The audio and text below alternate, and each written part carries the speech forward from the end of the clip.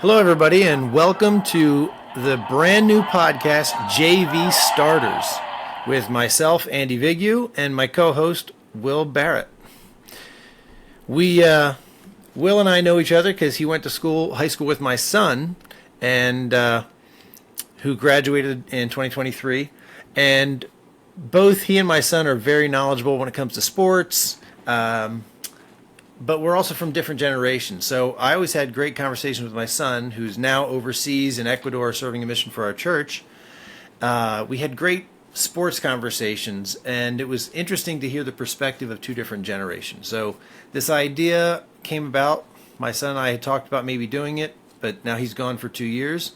I reached out to Will and asked if he'd like to join me in this. So I come from New Jersey. I'm a lifelong Philadelphia sports fan. And I cheer for the three major teams. I don't follow hockey as much, but I'm a very, very passionate Eagles, Phillies, and Sixers fan. And since I moved to Tucson in 2010, I become a diehard Arizona Wildcats fan. Will, why don't you introduce yourself? Tell us a little about who you are and your sports background, maybe. Yeah, absolutely. Hey, everybody. Hope you're doing well. My name is Will. Like Mr. Vicky mentioned, I'm the co-host here today. I'm from Tucson. I was born here, spent the first 8 years of my life here before moving with my family out to Chicago. Spent a couple of years there, and then came back to Tucson to finish high school. And now I attend Arizona State University. I just finished my freshman year. Also a huge diehard Arizona Wildcats fan, even though I go to Arizona State. If you know anything about Arizona sports, you know that those two are not compatible, so I'm a bit of an anomaly there. Having lived in Chicago, I'm a fan of all the Chicago sports teams, always rooting for them when they're around, but I'd say my major teams are, for basketball, I'm a huge Portland Trailblazers fan, and for football, I'd say the Bears and the Saints are my two big teams. So yeah, happy to be here. Super excited. Well, awesome. We've got an idea here. We thought that we would try a format where each of us would take turns presenting an idea or a thought or a hot take, if you will.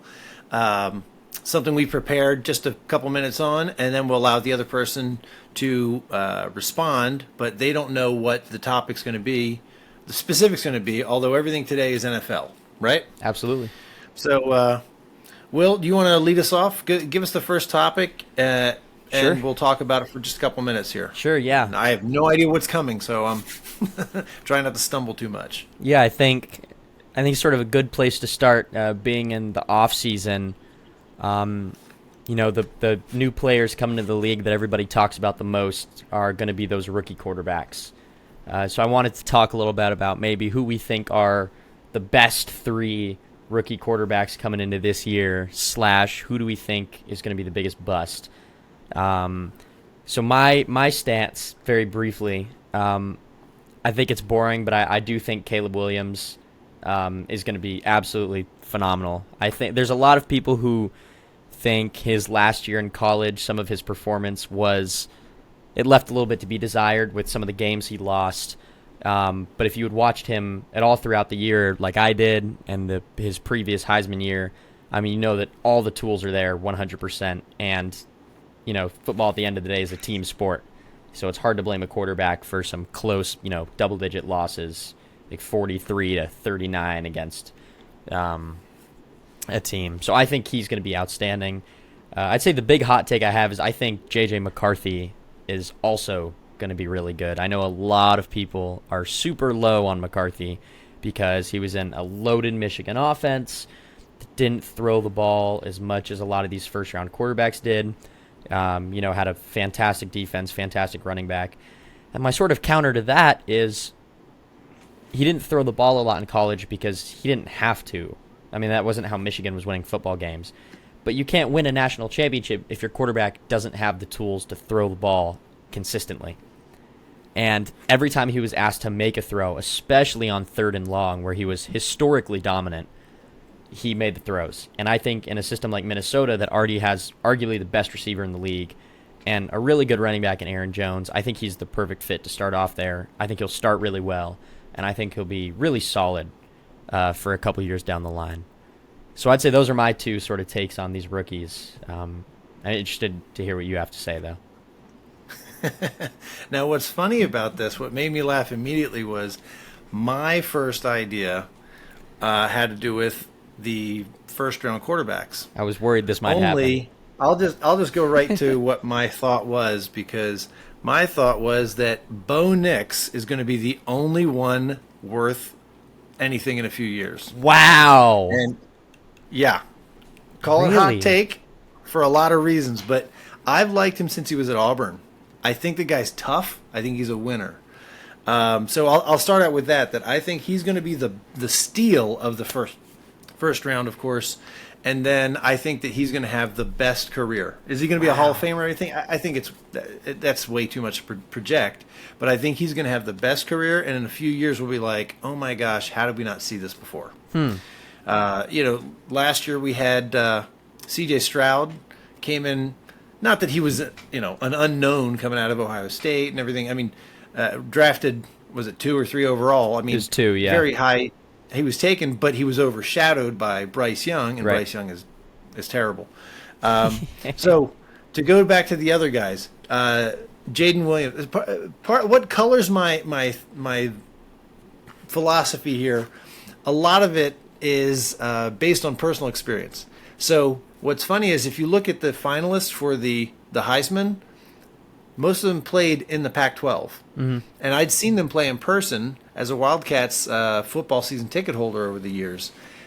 And whenever I watch a quarterback play against my Wildcats, who last year were really good, but most of the time are average or terrible.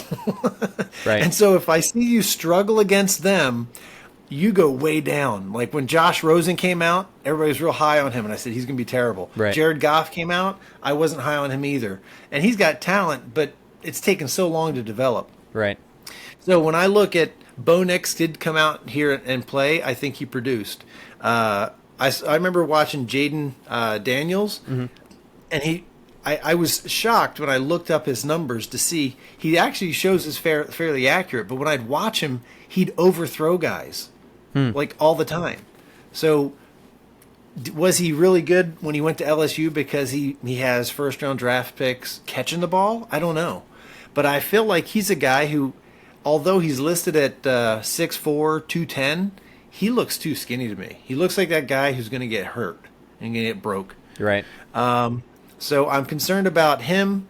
Penix, I think he has all the tools, but he also has a history of injuries that I think are going to plague him. For sure. I think he's the next RG3. He's just not going to make it, and it's because of his injuries. The guy to me who I think is the X factor is what's his name? I got him down here. The Patriots took him. Oh, Drake May. Drake May.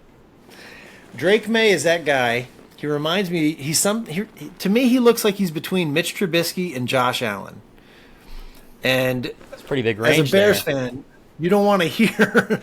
Yeah, so Mitch Trubisky, he had all the tools, and he looked good. He only Right. started 1 year, also at UNC, but Josh Allen was that guy. They're like, oh, he's got athleticism, and it's worked out. Mm-hmm. So he's one where I go, I don't know where he's going to land.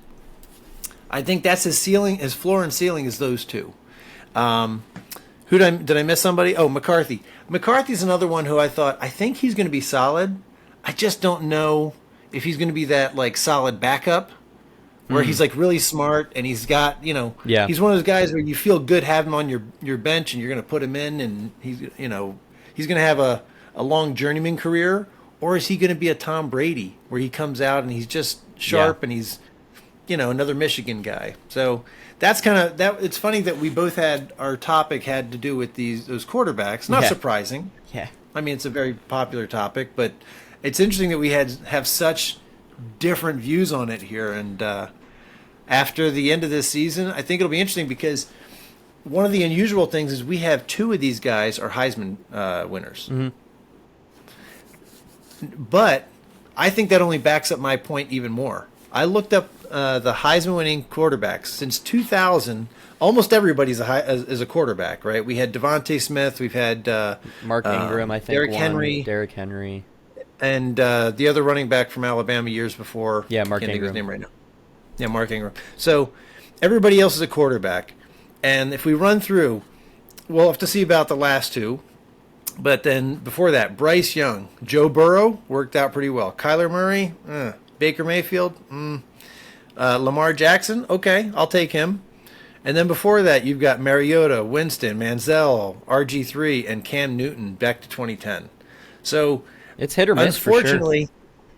Unfortunately, a Heisman is almost almost tells me don't bet on that guy. Interesting. So, all right, well, since you took my topic, I guess we kind of combined. I'll go to my second one. Now, this one also has to do with quarterbacks. Sure.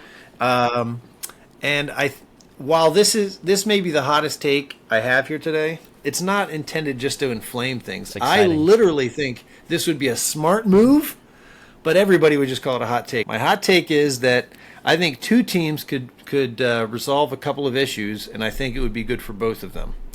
I think that the Bears should trade Caleb Williams straight up for Dak Prescott. Oh my gosh. The rationale here is this. Number one, I am a big believer in taking a proven entity over a draft pick or a prospect, right? If you go, oh, I got this great player, and you go, I've got the number one draft pick, I'll take the great player almost every time because I at least know what his production is. I know his value. He's been there. The other guy, hopefully he fits in the locker room. Hopefully he works. So I see Jerry Jones is a guy who does not like to pay his players until the last minute, and then he has to overpay. We saw it with Ezekiel Elliott. He hasn't paid CeeDee Lamb. He hasn't paid Dak Prescott yet. So if he gets this quarterback who, by all reports, should be a very, very good quarterback, and you can get him on the cheap for 4 or 5 years, you sign a 4-year deal for $39 million, whereas Dak Prescott is going to sign a deal for $50 million per year. So if I'm Jerry Jones, I go, you know what? Why not? I'm all in. Let's go here. I'll get a guy who should be good now and in the future. And then the Bears get a guy who they know can win, is mobile, is tough, and he can throw to Rome Odunze and DJ Moore. Huh. Yeah, that's Didn't see that definitely coming, did that's ya? definitely interesting. So I think obviously the Bears aren't going to trade Caleb Williams. So to definitely come at this from a hypothetical perspective, I think that's if that were to happen in football alternate reality too. I think that's arguably the biggest steal of a trade for the Cowboys ever, because is Dak Prescott is a proven entity in the sense that he can give you good stats in the regular season. I mean, but how many years in a row now has it been where they have flamed out in the first or second round? I mean, it's gotten to the point where it's just funny. I mean, you watch that Packers game from last postseason. I mean, I was gleefully watching on my couch. Like, I can't believe this is happening again. I'm so happy that this is happening again. And it's not like his teams have been mediocre around Dak either. I mean, Dak has had some really, really solid teams. I mean, and I know that because Cowboys fans at the beginning of every year are like, this is the year because look how good the team is. And then when the flame out comes in the playoffs, it's like, oh, well, you know, this, whatever. But the point is Dak cannot produce in the playoffs. So if I'm a team, unless I can get him for cheap and I really have no better option, I'm probably not looking to get Dak Prescott anyway. But the reason I think the Bears, especially is just for the fact that the Bears are not trying to win this year. I mean, they're clearly trying to build something that's going to last, 5 to 10 years in the future. And in reality, Dak Prescott's not going to be producing at this level 5 years from now. I mean, it's just from a factor of age. I mean, he's not Tom Brady. The Bears, they have one super old player, key position player in Keenan Allen, who obviously they brought on to help guide Caleb Williams. I mean, but Caleb is going to transition almost entirely to one rookie receiver and one pretty young receiver in DJ Moore. And that defensive core is pretty young too.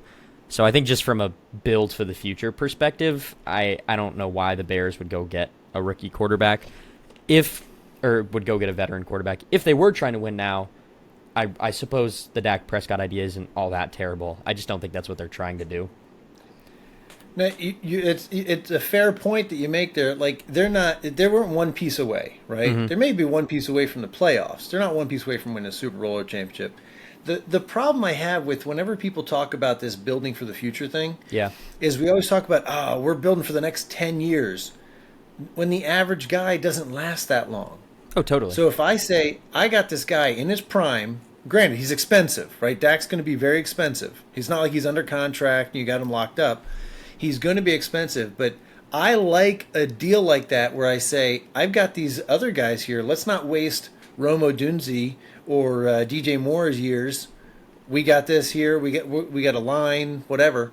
And if I'm the if I am the Bears, I'm taking a lot of money. I'm giving up the young guy. Like I get on paper why it's a bad idea, but I also think you could make an argument why it's a good idea, and that's what I've tried to do here.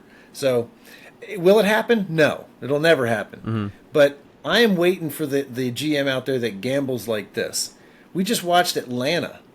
They went and paid $100 million, this big old contract to Kirk Cousins. That was a little baffling. And then drafted Michael Penix Jr. in the same draft. It made no sense. But they're trying to have it both ways, and I'm going, I think you got to pick one. Yeah, you do. I think the Bears. If I had to guess, if I had to peer into the Bears GM mind and guess what his first championship window is in his head, I'd say 3 years from now. I think 2027 or 8 is when the Bears are hoping to get in the bowl. Because 3 years of development for Caleb, Rome will be entering or maybe a year into his prime at that point. DJ Moore will be a solid veteran, and that defense will have hopefully only gotten better. So I'm assuming they're kind of building for a ring in about 3 years' time.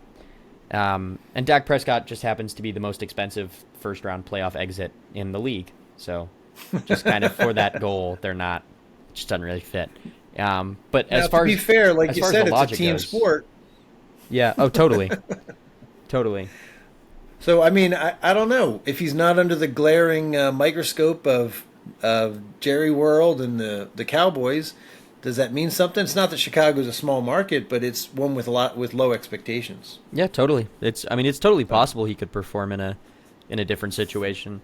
I think I'd give Dak a little bit more leeway if this didn't happen 5 going on 6 years in a row now.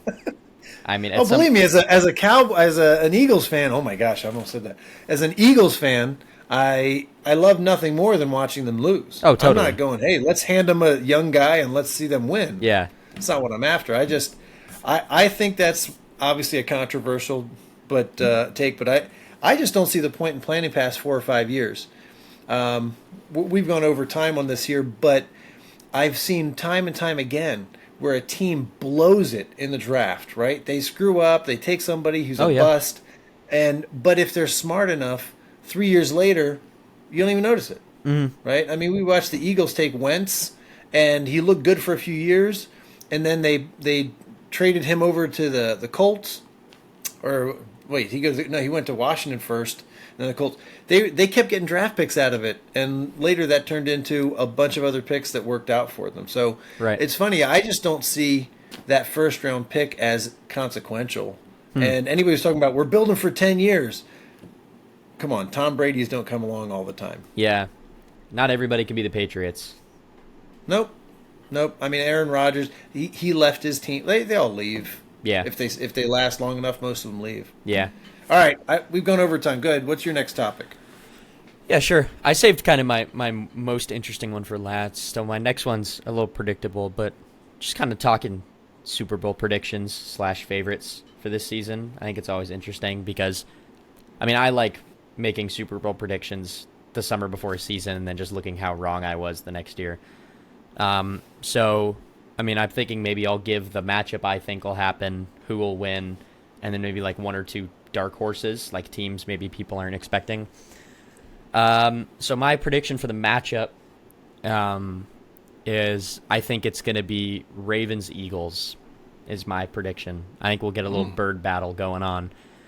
I think I mentioned this to you at some other point, but I think this is the year the Chiefs get dethroned, out in the AFC. I just think with the offseason they've had and the lack of receiver talent, I think they'll make the AFC Championship probably just based solely on Patrick Mahomes' gift.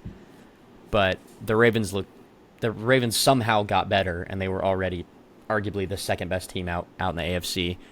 I think Derrick Henry adds a whole nother layer to this offense that is kind of scary. Because the last time Lamar Jackson had a solid rusher in Mark Ingram, he put up his 2019 numbers, and we know how that went.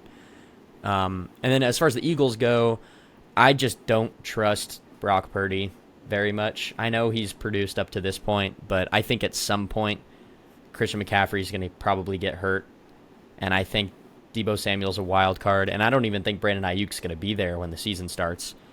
And so I think Purdy will start to tear at the seams a little bit. And I think Jalen Hurts is going to have a bounce back year. I haven't given up hope in Jalen Hurts. I know a lot of people have. And I think the Eagles offense is still, they added Saquon Barkley, which is so absurdly unfair. And then if I had to pick a winner, I lean the Ravens. I think this is kind of a prove it year for Lamar, and I think he'll get it done. But if he doesn't get it done this year, I think real questions need to start being asked in Baltimore about the direction of the franchise. And then just very briefly, some dark horses. I think both the Lions and the Packers in the NFC are both dangerous. I think the Packers are one of the scariest young teams I've ever seen. Second half of last season, Packers were a force of nature, and their average age is 23 or something crazy like that. And then I think the Lions have just a really solid team built. And then dark horse in the AFC, honestly, I don't know if there is one. I think the AFC is very top heavy. I guess maybe the Texans if CJ Stroud develops more, but other than that, I really don't see it being a team outside of the Ravens or the Chiefs. But yeah, that's what I have to say. That's interesting because we've seen so many times where the teams that make the Super Bowl, especially if they lose it, don't go back the next year. They miss the playoffs. Mm-hmm. The numbers say if you lose the Super Bowl, you miss the playoffs. Yeah. And in recent years we've seen that that's not necessarily the case. The Eagles lost and then they made the playoffs, but they didn't go anywhere. So as an Eagles fan, I hope you're right about that. I don't know if that means that they'd win one or not, but I sure hope that's right. But it does feel like that the Eagles. My biggest concern with the Eagles is Jason Kelce being gone. Interesting. Granted, we moved our guard into center, and he looks really good. And he was drafted to be the center. He was drafted for this purpose, to be the replacement. Oh, I didn't realize that. So I'm hoping, and I know that Kelce is planning on being the kind of a special advisor or whatever, and really working with them because he bleeds green still, and his wife's a Philly native, so they're not going anywhere. Right.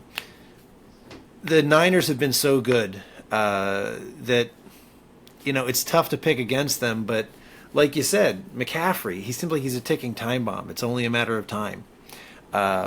So we'll have to see. But it sure feels like that's going to be the NFC Championship game again. When I look around the league, the Lions, they were such a surprise. I felt like they're better than I thought they'd be. Packers for sure.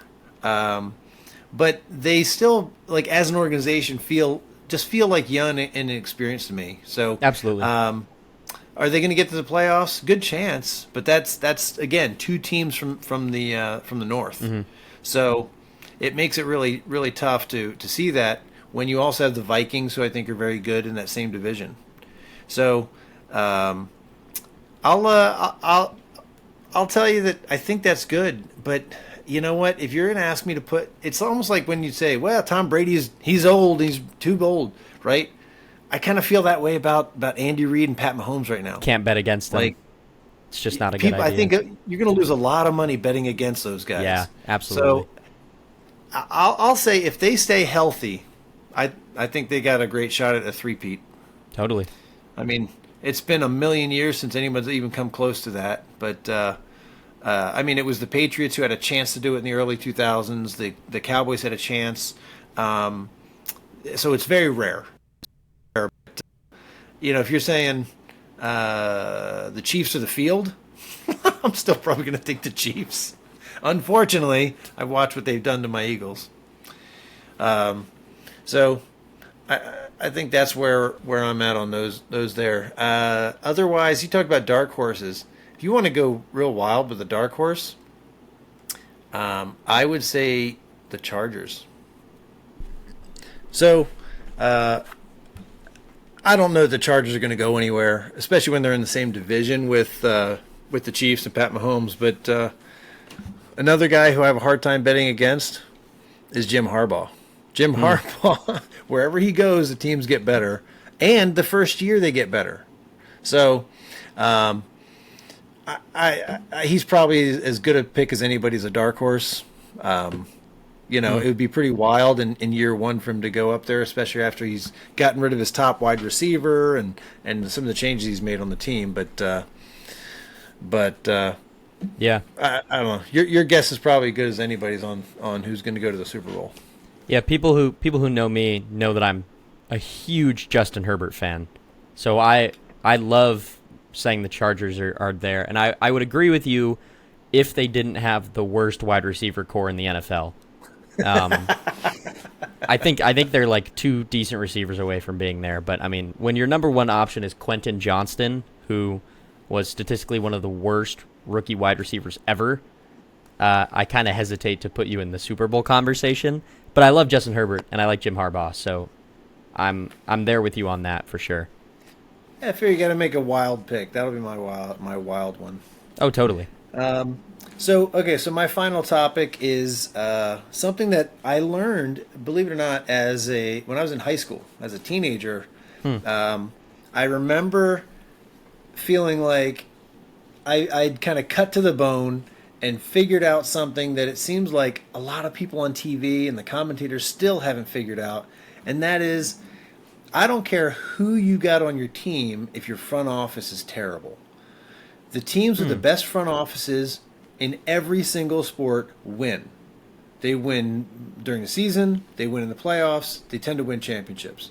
And that's why for years you'd see teams like the Bengals and the Browns, like they're getting we just signed this great player here. They went and got Miles, and it means nothing. They went and the Browns loaded up, but they didn't have the front office to support it.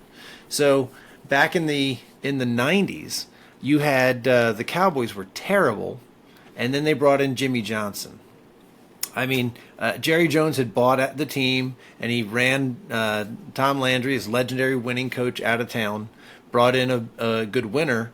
But what made them great was the trade, a single trade. They traded Herschel Walker for 9 picks to the Minnesota Vikings, and that turned them into the team that had Troy Aikman and Emmitt Smith, Michael Irvin, that offensive line, Ken Norton, everybody.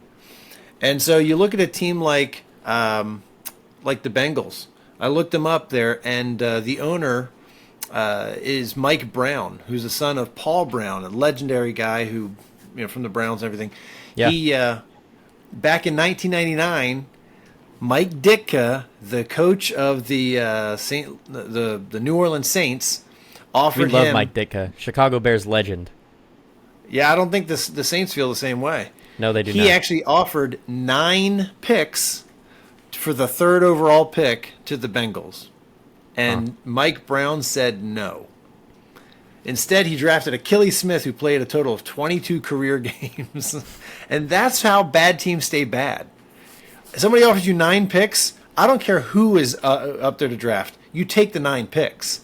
And like I know I said before, I'd rather have the one good guy over the prospects, but I can't turn down 9. Yeah, for sure. So if it's, I'll give you a first-round pick for this good ball player, I'll probably take the ball player, whoever's there. But so at any rate, year in and year out, why did the Eagles win? They've got a great front office. Why did the Patriots win? They had a great front office. And then, of course, then it goes to the coach. Then you need an offensive and defensive line, and then you need a quarterback, right? So if you just go get a good quarterback and you have a terrible front office, it's not going to work. Yeah, I don't disagree at all. I think maybe just to kind of add on to that, I think on top of just the logistical stuff that a front office does that makes a team good year in and year out, there's also something to be said about the players' faith in their front office and that mentality they take into every game, right? Like you'll have instances, and I know this is an NFL episode, but I'll pivot ever so slightly to the NBA just for an example. I mean, but you have a team like the Washington Wizards, and they had a solid 2 stars in Bradley Beal and John Wall in the 2010s. Yeah. And I mean, everybody in the league knew that the Wizards front office sucked. I mean, all the players are aware of it, right? I mean, no one wants to get traded to the Wizards because, not necessarily because you don't like the Wizards, because you don't want to go play for that organization. Because that organization has a habit of making bad decisions or trading away players where they shouldn't or signing players they shouldn't. I mean, they gave Davis Bertans 5 years, $80 million. Like, come on. So I think what sort of builds on your point is you look at a team like the Eagles. I get the sort of sense that all the players in Philadelphia are happy playing for the Eagles, and they want to play for that organization because they have faith and trust in the owner and the general manager, and then by extension the coaching staff. So I think it's just as much about a group of players' faith in their organization as it is about the moves that organization makes. And obviously they're connected because you build faith by making good moves, but I mean, trust is something that has to be earned. So when a general manager or an owner earns that trust, it's hard to lose. And that, I think, helps teams be good year in and year out. Oh, for sure. It's the curiosity in some other sports too, right? So the Dallas Mavericks, when they were bought by Mark Cuban, he came in and he revolutionized the league. Started doing things like bought him a private jet, and he was flying them around because everybody was flying commercial. Oh, yeah. And he's doing that. He went and upgraded the facilities. He went and put like the best locker rooms and all this stuff in there. And so that would attract people. Ironically, over the years, you go, why do some of these good ball players not want to go sign there? Like, they would draft good players. They couldn't always get them to go. In that case, it was kind of like a Jerry Jones effect where the owner was a little too big, right? So there's a balance of, hey, we want to be able to give these guys, we need to treat them right, we need to get them all these good facilities. But each year at the end of the season, the NFL takes a player poll. It's this anonymous poll, but by team, they say, how does your team do for travel, and how do they do for their workout facilities? And they have all these different categories that they ask them about. And it's funny because if you listen to the Kelsey boys, not to send everybody to a different podcast, but they would talk about this since both of them played. And it's really funny when they went through the numbers. There was times where both Travis and Jason were surprised that, oh my gosh, I can't believe my team got such a bad grade on this. Or they go, I know why they got a D for the family area, because it's terrible. It's not any good. And what was really funny about it was we assume, the place with the best facilities and who scores the highest on these is going to be the one that is going to win and get all the best players. And almost the inverse was true. The Chiefs and the Eagles had pretty low numbers on a number of metrics there, and yet the people were happy to play for that team. So even though they knew, well, maybe they don't have the best travel arrangements, but I know that the coach is going to give me players to play with. And, how else did Bill Belichick get Tom Brady to sign for less than he was worth every year? Or never drafted him a good wide receiver? Yeah. Just a good, that's just a good front office. Yeah, absolutely. All right, well, hopefully we've entertained people a little bit today. Did you have something else you wanted to share? Yeah, I had one more sort of little topic. I'm sorry, to talk go about. for it. I thought you had them all. No, absolutely. I wanted to talk very briefly about sort of the 2 major rule changes that are going to take place sort of coming in this following season, because I think they're both very interesting, and I have very different opinions about each of them. So, kind of one by one, I guess the first one is the ban on the hip drop tackle. Just for context, if anybody doesn't know off the top of their head what a hip drop tackle is, it's when a defender grabs an offensive player and essentially just goes limp with their body and twists. So you essentially grab someone and let all of your body weight do the work, and you just kind of fall into their legs and flip them over. Kind of So creating it's leverage there with exactly, your body as you torque them. exactly, and it's the players have complained for a good amount of time, and it's been statistically backed up that hip drop tackles cause injuries, specifically knee injuries. A lot of ACL injuries have come from hip drop tackles. So they've banned them, and you will get a penalty flag thrown if you hip drop tackle someone. But now, what I just found out recently is that the penalty for that is going to be 15 yards. So it's the same as a lot of the sort of major penalties you can commit. I mean, that's so. I know players are kind of split on the ban. I know a lot of defensive players are pretty rightfully upset because that's a major way to tackle. Yeah. And a lot of offensive players are pretty happy because, hey, look at me. It's going to be a lot easier to score touchdowns. Personally, I think that the game is so geared to favor the offense now that more bans on ways for defensive players to tackle is kind of monotonous, and I think sort of takes a lot of the fun out of watching defense. And obviously, the more points teams score, the more people are going to watch, and the better the NFL will do. But I think you get to the point where you make it so hard on the defense that why are we even what's even the point if we're just going to watch two teams score touchdowns every time? And then the other rule I'll just give my brief opinion on is the kickoff change, the sort of the new kickoff format they're doing. And I don't know exactly how it's going to work, but my understanding is they're moving the kicking team up a little bit and the receiving team up a little bit, and you now have like a range where if the ball lands there, you have to return it. And it's essentially geared to just promote returns and less touchbacks. It incentivizes the kicking team to not do a touchback as much. And I know a lot of hardcore NFL fans don't like this because it's, why would you change the kickoff system that's been in place for however many years? And I understand that, but I'm all for it. I think kickoffs are fun, and I think just having more returns is just fun to watch. So at a very elementary level, my sort of caveman football brain is like, yeah, more football. So I'm totally into it. But I'm curious what your thoughts are. If you want to see it, they ran it in the XFL last year. Yeah. And so you can actually see it in practice there. And yeah, they've moved both the offense, the kicking team has moved way up, and they're now on your side of the field, receiving team. And I forget, I think you're 10 yards apart or so.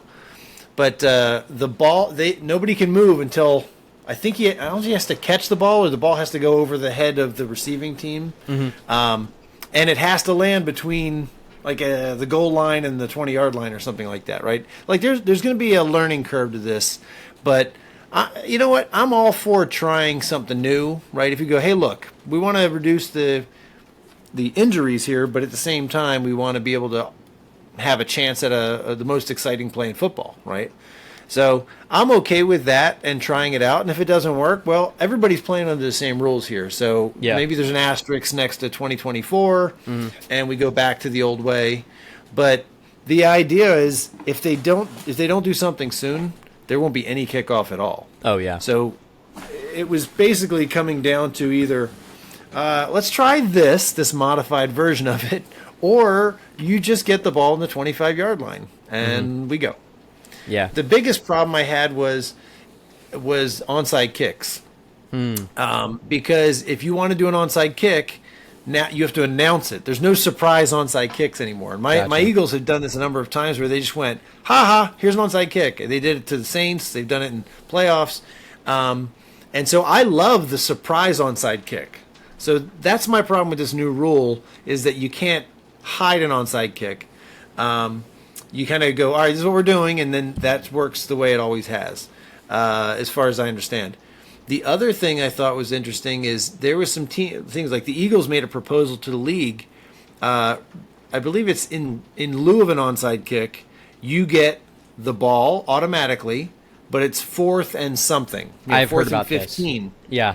I like that idea. And you have to convert it Why essentially not? to get it. You're pushing all your chips in the middle, and if it's an incompletion, the other team gets the ball in really good field position. Totally. Yeah. But this is you trying to catch up, right? You're losing, so you have to do something. So I would like to see more of that and go, all right, no onside kick, fine. I get the ball on my own 40-yard line, but it's 4th and 20 or something. I think that'll So- be easier to convert than an onside kick too. I think you'll probably see a lot of teams start to do that more often and have a little bit more guts, especially late in the game. Well, I mean, and what else? What do we like seeing? We like seeing those big plays. Now, yeah. we'll see some modified defense. They drop 8 guys back or whatever they're doing. But why not? I mean, let's try some stuff. The NFL has been much more likely to try things than, say, Major League Baseball, who always wants to tell you about the 100-year stats and things like that, whereas football added games. You know, it's not the first time when they went to 17 games. It's not. They used to be 14 games when the Dolphins went undefeated to win the Super Bowl. So I'm okay with that. With the hip drop tackle, my only problem with it is I feel like it's another one of those judgment call that's going to be a real problem, right? So pass interference. Everything looks like pass interference in slow-mo, right? Targeting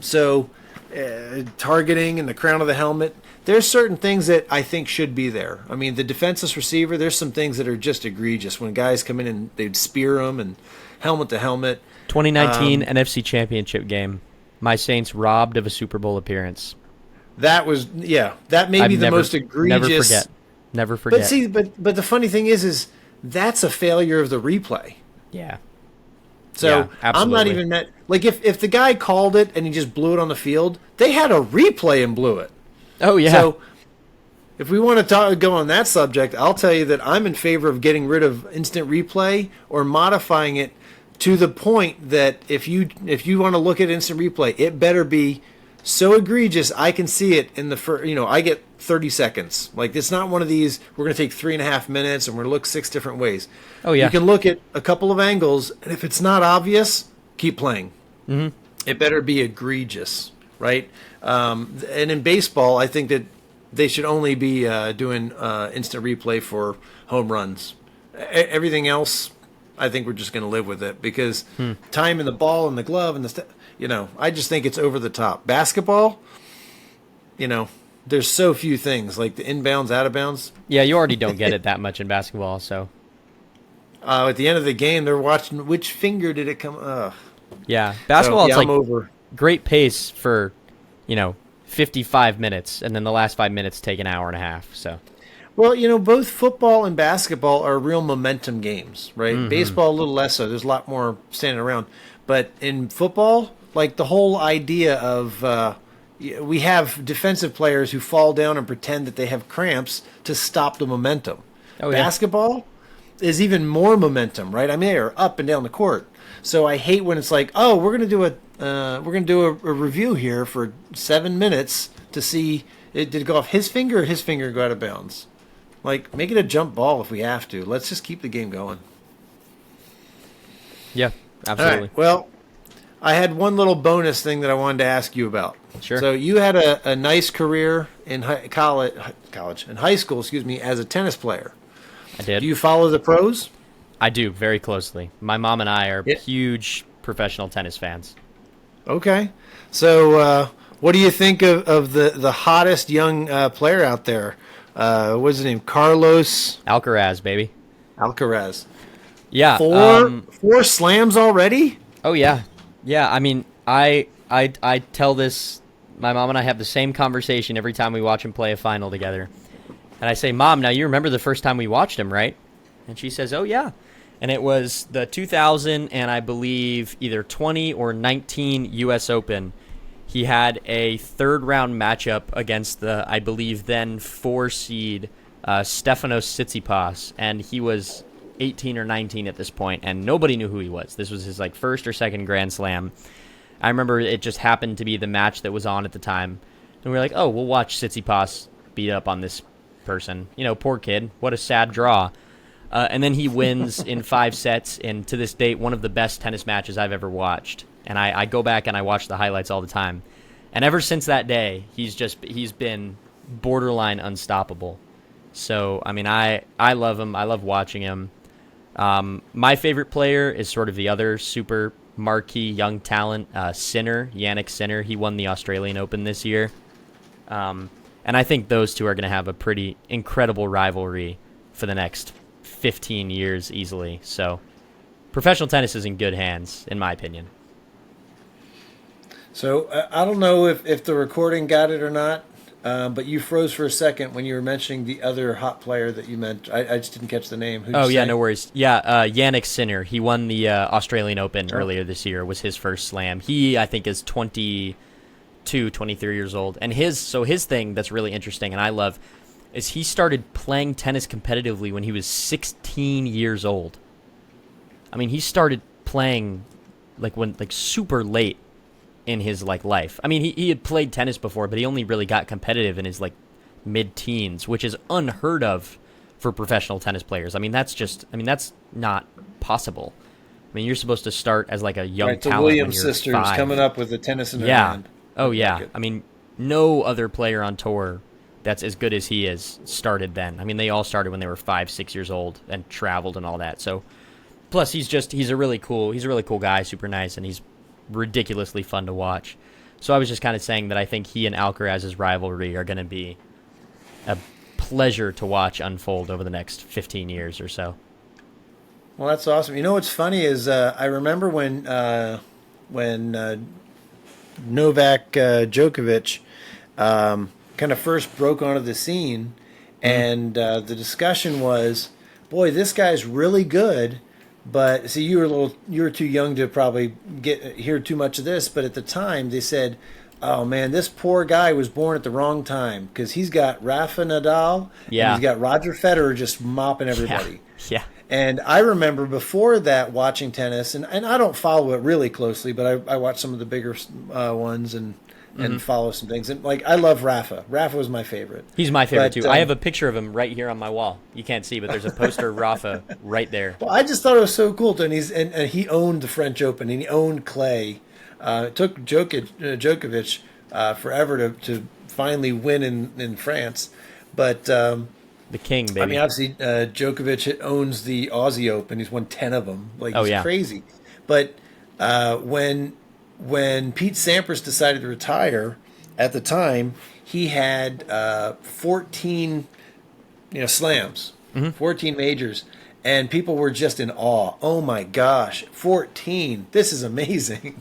And then, but they did feel like he retired early. Oh, he could probably win 2 or 3 more. And then, of course, Federer comes out and just starts killing everybody. Oh yeah. And well, that's it. And then here comes Rafa, who starts beating him up. And I mean, he's won 14 just French Opens. I mean, that's crazy. And that's what's so amazing is right now I just looked up and I thought this can't be right, because the whole talk was, okay, Djokovic won. I think his first one was the Australian Open. He won this, but we'll see. He's just not going to have that many opportunities. With Federer owns Wimbledon, Rafa owns the French Open, and the other ones kind of bounce around. And you even had Murray, Andy Murray out there. You had these guys who were winning and doing well. Oh yeah. And they just said, well, this poor guy, it's too bad. He's not going to win enough. And now he has the most of everyone. Worked out okay. He caught those guys in their prime, and then got to ride that wave and beat them. And he's still at the top of his game. Yeah. So absolutely. Yeah, there's some real good stuff happening there, and it's kind of fun that somebody's taken over for Rafa as the Spanish guy. Yep. But and right now, since he's won the last 2 and he won the Channel Slam, he could theoretically go out there and win his second U.S. Open in August. Oh yeah, it's totally possible. And then even do what Djokovic did, if he can win the Aussie and hold all 4 titles at the same time. Yeah, I'd say I trust him. Obviously, he's an exceptional hard court player, but I think he faces the biggest challenge on hard surfaces, because there are more players whose best surface is hard than there are whose best surface is grass and clay. So, for example, Sinner, who he won the hard court Grand Slam earlier this year, and he dog walked Djokovic in that final. I mean, it was ugly how badly he beat him. And I dislike Djokovic quite a bit, so obviously a very fun match for me to watch. But you have but Sinner. To beat him at the Australian, that's Djokovic's match. Yeah, that's his arena. He owns it. Yeah.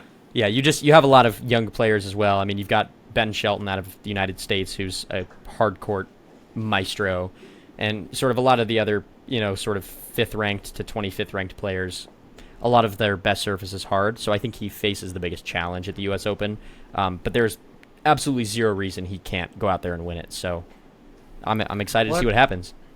Yeah, so I didn't watch Wimbledon, but his name popped up. I'm like, who's this guy? And so I quickly looked. I'm like, what do you mean his 4th title? Oh, gosh, I guess I haven't been paying attention. So, it's good. Since, I'm into cycling personally, and I do watch the pros, I was wondering if you followed up on tennis. So. Yeah, I do.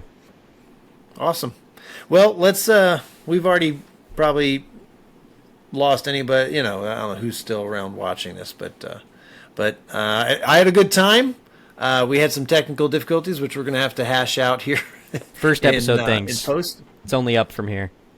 Yeah, well, you got to start somewhere. So Absolutely. We're cutting our teeth and, pick all the cliches you want. But I think we got on base in our first game, so I think it's a win.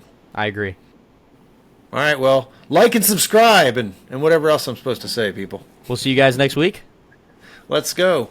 Thanks for tuning in to JV Starters. Take care. Thanks, Will.